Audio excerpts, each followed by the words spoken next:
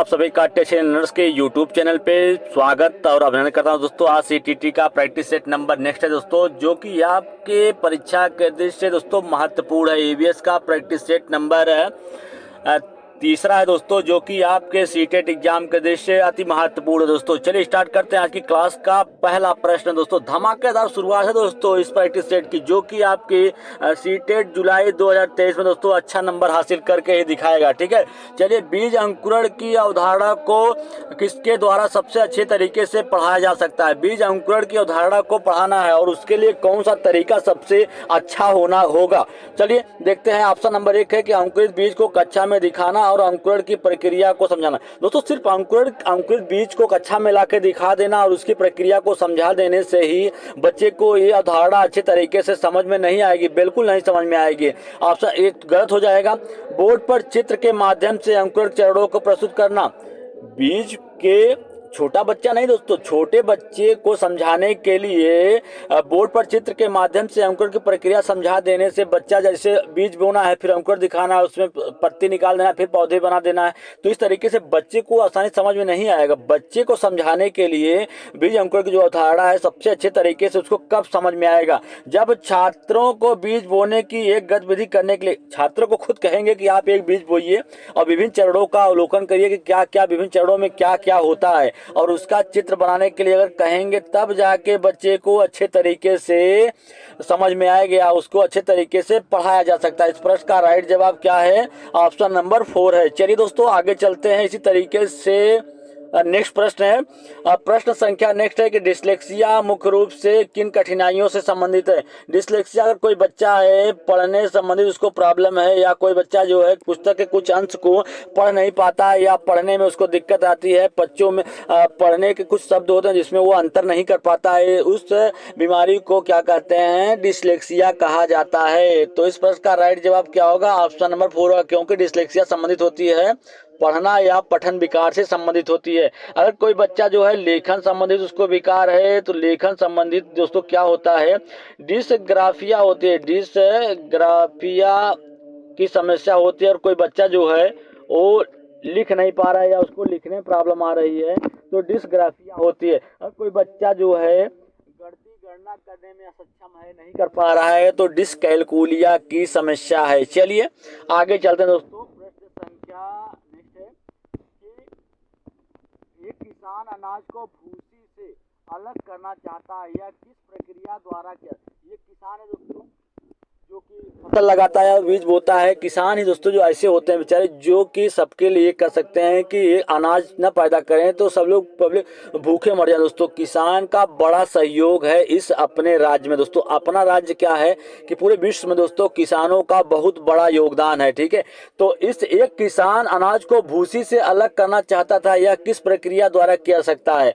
देखिए दोस्तों आप खुद देखे होंगे, अगर आप गाँव से बिलोंग करते होंगे कि किसान है, अनाज को भूसा से अलग कैसे करता है? थ्रेसरिंग, थ्रेसर का प्रयोग किया जाता है, जिससे क्या होता है भूसा अलग हो जाता है और अनाज जो है वो अलग हो जाता है। इस प्रश्न का राइट जवाब क्या होगा? हाथ से चुनना, कटाई, छानने या थ्रेसरिंग करना?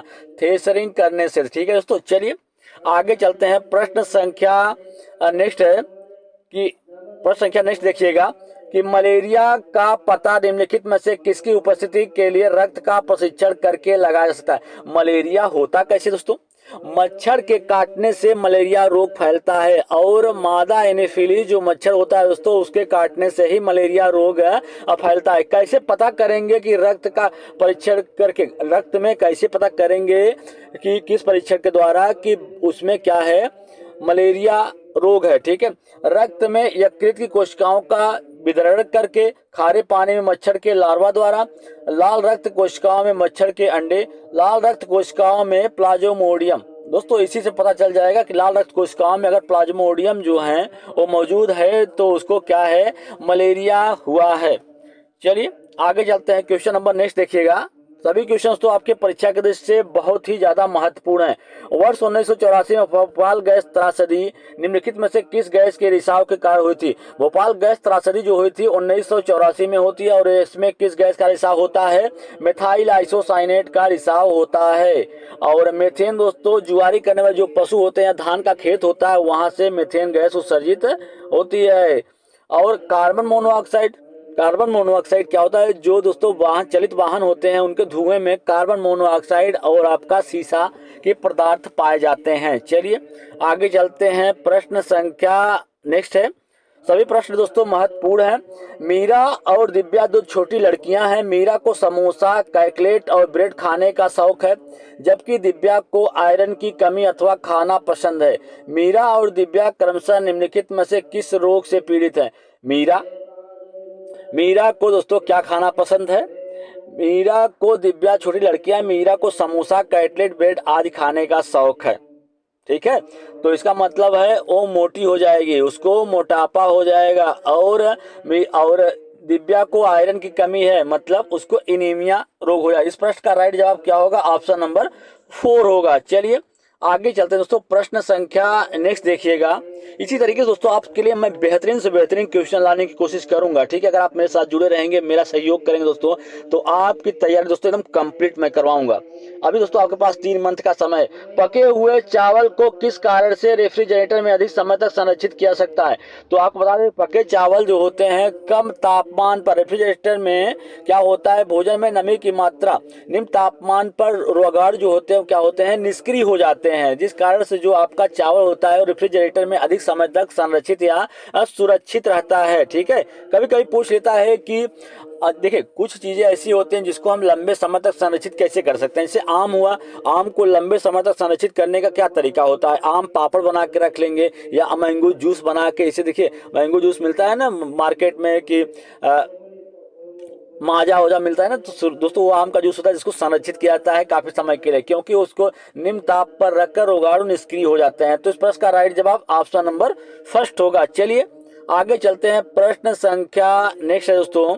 कह रहा है कि ग्रामीण क्षेत्रों में गोबर का उपयोग झोपड़ियों के फर्श, दीवारों के लेपन के लिए क्यों किया जाता है? ग्रामीण क्षेत्रों में गोबर का उपयोग क्यों करते हैं? गोबर में दोस्तों एक अजीब टाइप से गंध आती है, इस गंध के कारण गंध का उपयोग दोस्तों, इस गोबर का उपयोग गांव में आप देखे होंगे कि झोपड़ियां जो होती हैं या घर पहले बनते थे दोस्तों, गांव के घर उसी गोबर की सहायता से या उसमें भूसा मिट्टी आदि मिलाकर उसको लेपन किया जाता था। तो गोबर का उपयोग ही क्यों करते हैं? क्योंकि गोबर में एक प्रकार की अजीब गंध आती है जो कि कीड़े मकोड़ों को उसके पास नहीं आने देती। तो इस प्रश्न का राइट जवाब क्या होगा? ऑप्शन देख लेते हैं। उन्हें चिकना और साफ बनाने के लिए, उन्हें रुख बनाकर घर्षण को बढ़ाने के लिए, फर्श को प्राकृतिक रंग देने के लिए, कीड़ों को दूर रखने के लिए। दोस्तों बहुत ही अच्छी बात है कि कीड़ों को दूर रखने के लिए झोपड़ियों के फर्श और दीवारों को गोबर से लेपन किया जाता है। चलिए आगे चलते हैं, प्रश्न संख्या नेक्स्ट देखिएगा दोस्तों। क्या पूछ रहा है कि दोपहर के भोजन के ब्रेक के बाद ईवीएस पढ़ाते समय आप पाते हैं कि छात्र पाठ में रुचि नहीं ले रहे हैं, आप क्या करेंगे? दोस्तों आप ईवीएस के शिक्षक के तौर पे आप काम कर रहे हैं। ठीक है, आप देखते हैं कि दोपहर भोजन जब कर लेते हैं बच्चे, तो उसके बाद पाठ में रुचि नहीं लेते हैं, आपके जो विषय है ईवीएस है उसमें बच्चा जो है वो रुचि नहीं लेता है, तो आप क्या करेंगे? बच्चे को मैदान में खेलने के लिए बाहर ले जाए। दोस्तों आप तो रोज ऐसा नहीं कर सकते हैं, अगर बच्चा रोज तो भोजन करेगा और आपका क्लास रहेगा तो रोज आप उसको घुमाने के लिए ले जाएंगे? बिल्कुल नहीं ले जाएंगे। ठीक है, उन्हें अपने सिर को डेस्क पर रखकर आराम करने के लिए कहेंगे? ये भी नहीं कर सकते, क्योंकि आप पढ़ाने के लिए वहां पे गए हैं, उनको आराम कराने या सुलाने के लिए नहीं गए। ठीक है, पाठ को दिलचस्प बनाने के लिए कई बुद्धि आधारित दृश्य श्रव्य सहायक उपकरणों का प्रयोग करेंगे या विषय को दोस्तों नहीं बदलेंगे? ठीक है, विषय तो हमारा वही रहेगा, बस उसमें कुछ बुद्धि आधारित दृश्य एवं श्रव्य सहायक सामग्रियों का उपयोग कर देंगे। इस प्रश्न का राइट जवाब ऑप्शन नंबर 3 है।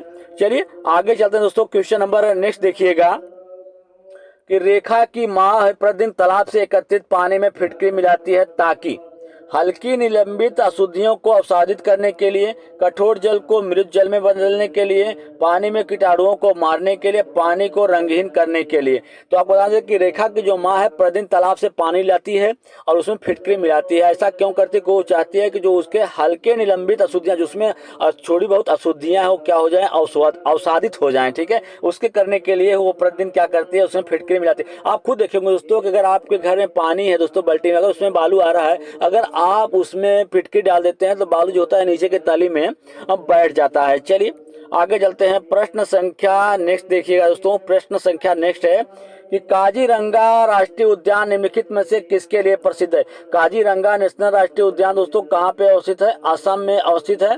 एक दिन दोस्तों आपके लिए अलग से एक वीडियो बनाऊंगा, इसमें सिर्फ क्या आएंगे, राष्ट्रीय उद्यान रहेंगे। तो काजीरंगा राष्ट्रीय उद्यान निम्नलिखित में किसके लिए प्रसिद्ध है? साइबेरियन क्रेन के लिए, एक सींग वाला गैंडा, हिम प्रदेशी तेंदुआ या मगरमच्छ? तो किसके लिए प्रसिद्ध है? एक सींग वाले गैंडे के लिए फेमस है।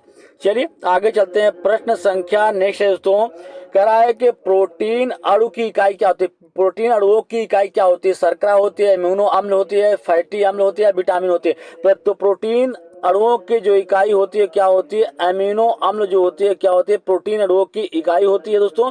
और कभी कभी दोस्तों विटामिन से रिलेटेड कुछ प्रश्न पूछ लेता है, उसको भी आप जान लीजिए। इस प्रश्न का राइट जवाब क्या है? ऑप्शन नंबर सेकंड है। प्रोटीन जो ऐसे दोस्तों पदार्थ होते हैं जिसको हमारे शरीर की दोस्तों जरूरत होती है, लेकिन वो कुछ फलों के द्वारा या कुछ भोज पदार्थ होते हैं उसके द्वारा हमको विटामिन मिल पाता है। तो विटामिन दोस्तों कुछ ऐसे विटामिन होते हैं जो कि जल में घुलनशील होते हैं। बी और सी जो होता है जल में घुलनशील होता है। इसको याद करने का ट्रिक होता है, भैंस गई पानी में। तो इस तरीके से आप याद कर सकते हैं, बी और सी जो होता है जल में घुलनशील होता है। इसके अलावा आपके ई, डी के, ई विटामिन जो होते हैं क्या होते हैं? वो वसा में घुलनशील होते हैं। इस चीज को दोस्तों याद रखिएगा। विटामिन ए की कमी से रतौंधी रोग होता है, विटामिन बी की कमी से बेरी होता है, और सी की कमी से स्कर्वी रोग होता है। ठीक है, तो और विटामिन के की कमी से घाव जो होता है, अगर ब्लड बहना शुरू हो जाता है दोस्तों तो जल्दी रुकता नहीं है। ठीक है, चलिए आगे चलते हैं, प्रश्न संख्या आगे दोस्तों। सभी प्रश्न आपके परीक्षा के दृष्टि से महत्वपूर्ण दोस्तों। मैं बार बार इसलिए आपको कह रहा हूँ कि महत्वपूर्ण है, क्योंकि दोस्तों इसमें कुछ प्रश्न ऐसे हैं जो कि पीछे एग्जाम में आपके पूछे जा चुके हैं। और सी टेट होगा चाहे आपका यूपी टेट हुआ दोस्तों, पिछला प्रश्न रिपीट जरूर करता है।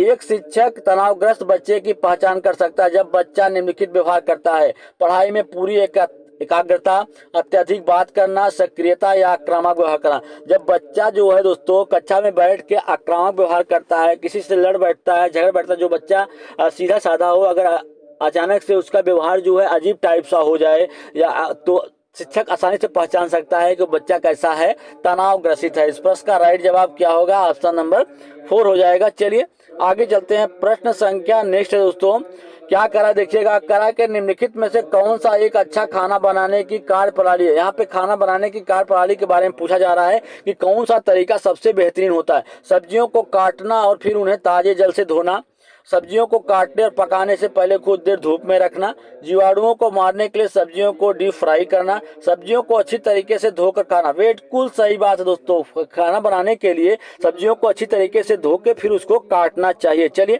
आगे चलते हैं, प्रश्न संख्या यहाँ पे हम नेक्स्ट देखते हैं कि पादप कोशिका में कौन सा अंगक अनुपस्थित होता है? पादप कोशिकाओं में कौन सा अंगक ऐसा होता है जो अनुपस्थित होता है? तो आपको बता दें दोस्तों कौन सा होता है, सेलुलोज कोशिका भित्ति, रसधानी या प्लास्टिड या तारक काय? तो पादप कोशिका में दोस्तों क्या होती है? तारक काय अनुपस्थित होती है, जबकि जंतु कोशिका में तारक काय क्या होती है?